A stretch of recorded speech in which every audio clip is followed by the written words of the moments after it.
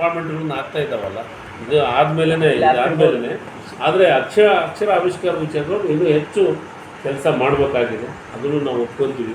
ಯಾಕಂದರೆ ಲಾಸ್ಟ್ಗೆ ನಮ್ಮ ಹೈದರಾಬಾದ್ ಕರ್ನಾಟಕ ಭಾಗದ ಜಿಲ್ಲೆಗಳು ಅದಾವೆ, ಅದನ್ನು ನಾವು ಪ್ರಯತ್ನವನ್ನು ಮಾಡ್ತೀವಿ. ಹೌದು, ಶಿಕ್ಷಣ ಮತ್ತು ಉದ್ಯೋಗನೇ ಮೇಲಿತ್ತು.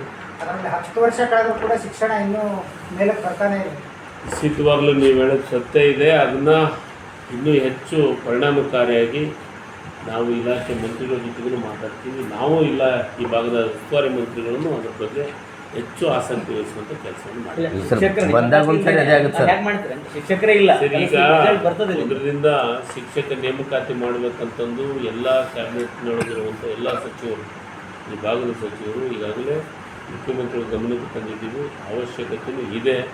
ಈ ಭಾಗದ ಇವರೇನು ಶಿಕ್ಷಕರೇ ಅಪಾಯಿಂಟ್ಮೆಂಟ್ ಆಗುವಂಥ ರೀತಿಯೊಳಗೆ ಕೆಲವೊಂದಿಷ್ಟು ಗೈಡ್ಲೈನ್ಸನ್ನು ಮಾಡಿ ಈ ಭಾಗಕ್ಕೆ ಅನುಕೂಲ ಆಗೋ ರೀತಿಯಲ್ಲಿ ಶಿಕ್ಷಣ ಆಗಬೇಕು, ಶಿಕ್ಷಕರು ಸಿಗಬೇಕು, ಮತ್ತು ಈ ಭಾಗದ ಮಕ್ಕಳಿಗೆ ಉದ್ಯೋಗನೂ ಸಿಗೋ ರೀತಿಯೊಳಗೆ ರೂಪರೇಷೆಗಳು ರೆಡಿ ಆಗ್ತಾಯಿದೆ. ಸರಿ, ಕನ್ನಡ ಮತ್ತು ಸಂಸ್ಕೃತಿ ಇಲಾಖೆಗೆ ಸಂಬಂಧಪಟ್ಟಾಗ ಒಬ್ಬ ಅಮಾನತಾದ ಅಧಿಕಾರಿ ಇಲ್ಲಿ ಮತ್ತೆ ಕೆಲಸ ಮಾಡ್ತಾ ಇದ್ದಾರೆ. ಆ ಕುರಿತು ಡಿ ಗಮನಕ್ಕೆ ತಂದರೂ ಕೂಡ ಯಾವುದೋ ಕ್ರಮ ತೆಗೆದುಕೊಳ್ಳಿ. ಏನು ನಡೀತದೆ ಸರ್ ಇಲಾಖೆಯಲ್ಲಿ?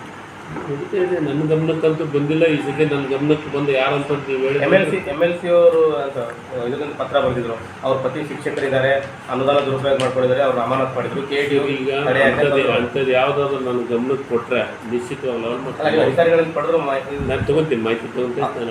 ಬಹಳಷ್ಟು ಕಂಪ್ಲೇಂಟ್ ಇದೆ, ಆದರೂ ಕೂಡ ಅವರು ಅಲ್ಲೇ ಕೆಲಸ ಕಂಪ್ಲೇಂಟ್ ಇದ್ವು ಅಂತಂದರೆ ನನ್ನ ಗಮನಕ್ಕಿಲ್ಲ. ನನ್ನ ಗಮನಕ್ಕೆ ತಂದರೆ ಡೆಫಿನೆಟ್ ಆಗಿ ನಾನು ಅವ್ರನ್ನ ಪ್ರಮೋಷನ್. ಜಾತಿ ಗಣತಿ ಬಗ್ಗೆ ಏನು ಯಾಕಂದರೆ ಈಗ ಕೇಂದ್ರ ಸರ್ಕಾರ ಕೂಡ ಪರಿಶಿಷ್ಟ ಜಾತಿ ಗಣತಿ ಸ್ಟಾರ್ಟ್ ಆಗಿದೆ ಸರ್. ಕ್ಯಾಬಿನೆಟಲ್ಲಿ ಡಿಸ್ಕಸ್ ಆಯ್ತು.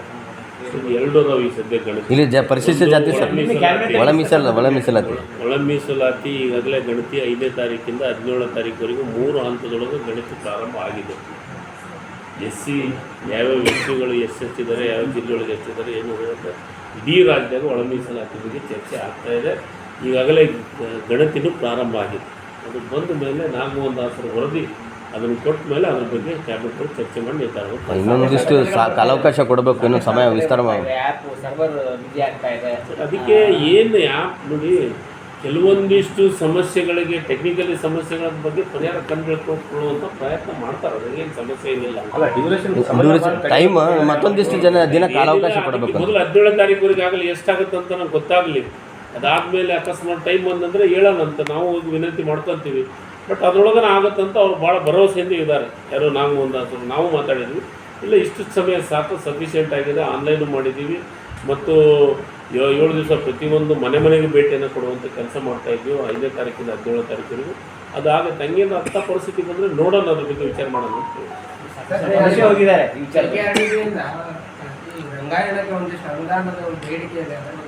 ಸರ್, ನಮಗೇನು ರಂಗಾಯಣದ್ದು KKDದಿಂದ ಕೇಳ್ತಾ ಇದ್ದಲ್ಲ, ನಾವು ಕೊಡ್ತಾ ಇದ್ದೀವಿ ಆಲ್ರೆಡಿ ರಂಗಾಯಣಕ್ಕೆ.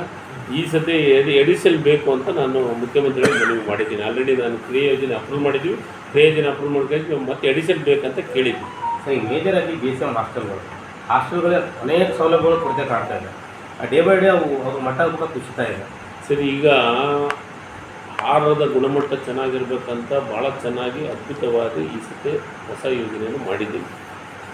ಎಲ್ಲ ಕಡೆಯಲ್ಲೂ ಜಿಲ್ಲಾವಾರ ಟೆಂಡರ್ ಮಾಡಿದ್ದೀವಿ. ಜಿಲ್ಲಾವಾರ ಟೆಂಡರ್ ಮಾಡಿ ಪ್ರತಿ ಜಿಲ್ಲೆಯೊಳಗೂ ಒಂದು ಗೋಡಾನ್ ಇರಬೇಕು. ಆ ಗೋಡಾನಿಂದಲೇ ಪ್ರತಿಯೊಂದು ತಾಲೂಕಿನ ಹಾಸ್ಟೆಲ್ಗಳಿಗೆ ಮತ್ತು ಪ್ರತಿಯೊಂದು ಹಾಸ್ಟೆಲ್ಗಳಿಗೆ ಅದ್ರ ಮುಖಾಂತರ ಹೋಗಬೇಕು. ಅದಕ್ಕೆ GPS ಅನ್ನು ಅಳವಡಿಸುವಂಥ ಕೆಲಸವನ್ನು ಮಾಡಿದ್ದೀವಿ.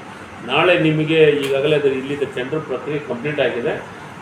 ನೆಕ್ಸ್ಟು ನಿಮಗೆ ಜೂನ್ದೊಳಗೆ ಏನು ಸ್ಕೂಲು ಪ್ರಾರಂಭ ಆಗಿ ಮಕ್ಕಳು ಹಾಸ್ಟೆಲಿಗೆ ಬಂದದ್ನೇ ನಾನೇ ಒಂದು ಸತಿ ಬರ್ತೀನಿ, ನಾನು ವಿಸಿಟ್ ಮಾಡ್ತೀನಿ ಎಲ್ಲ ಜಿಲ್ಲೆದೊಳಗೂ. ಮೊನ್ನೆ 3-4 ತಿಂಗಳಿಂದ ಏನೋ ಹಾಸ್ಟೆಲ್ಸ್ ಪ್ರಾರಂಭದನ್ನೇ ಕೋಲಾರ ಜಿಲ್ಲೆಯೊಳಗೆ ವಿಸಿಟ್ ಮಾಡಿಸಿ ನಾನು ಹೋಗಿಲ್ಲ, ನನ್ನ ಕಮಿಷನರ್ ಹೋಗಿ ಎಲ್ಲ ಡೀಟೇಲ್ಸನ್ನು ಕೊಟ್ಟಿದ್ದೀನಿ. ಭಾಳ ಚೆನ್ನಾಗಿ ಭಾಳ ಅದ್ಭುತವಾದಂಥ ಗುಣಮಟ್ಟದ ಆಹಾರವನ್ನು ಕೊಡುವಂಥ ಕೆಲಸ ಮಾಡ್ತೀನಿ. ಆಹಾರ ಒಂದೇ ಅಲ್ಲ ಸರ್, ಶಿಕ್ಷಕರು ಮತ್ತು ಶಿಕ್ಷಕರಿಲ್ಲ ಸರ್, ವಾರ್ಡನ್ಗಳಿರ್ತಾರೆ, ಶಿಕ್ಷಕರಿರಾಗಲ್ಲ, ವಾರ್ಡನ್ಗಳಿರ್ತಾರೆ. ಕೆಲವೊಂದಿಷ್ಟು ಸಮಸ್ಯೆಗಳು ಅಂಥವು ಯಾವ ಕಂಡು ಬರ್ತಾವೆ ಅವ್ರ ಮೇಲೆ ಇಮಿಡಿಯೇಟ್ ಆಗಿ ಆ್ಯಕ್ಷನ್ ತಗೊಳ್ಳೋಂಥ ಕೆಲಸ ಮಾಡ್ತೀವಿ. ಸರಿ, ಟೋಟಲ್ ಕ್ಯಾಸ್ಟ್ ಸೆನ್ಸಸ್ ಬಗ್ಗೆ ಸರ್, ಈ ಮೊದಲೆಲ್ಲ BJP ಅವರು ನೀವು ಮಾಡಿದಾಗ ವಿರೋಧ ಮಾಡಿದ್ರು, ಈಗ ಸೆಂಟ್ರಲ್ ಗೌರ್ಮೆಂಟ್ ಮಾಡ್ತಿದ್ದೆ ಸ್ವಾಗತ ಮಾಡ್ತಿದ್ದೆ. ಸರ್, BJP ಅವ್ರಿಗೆ ಏನು ಕೆಲಸ ಅಂದರೆ ಅವರಿಗೆ ವಾಸ್ತವ ಸತ್ಯ, ಬಡವರಾಗಲಿ ಮತ್ತೊಬ್ಬರ ಬಗ್ಗೆ ಅವ್ರಿಗೆ ಚಿಂತೆ ಇಲ್ಲ.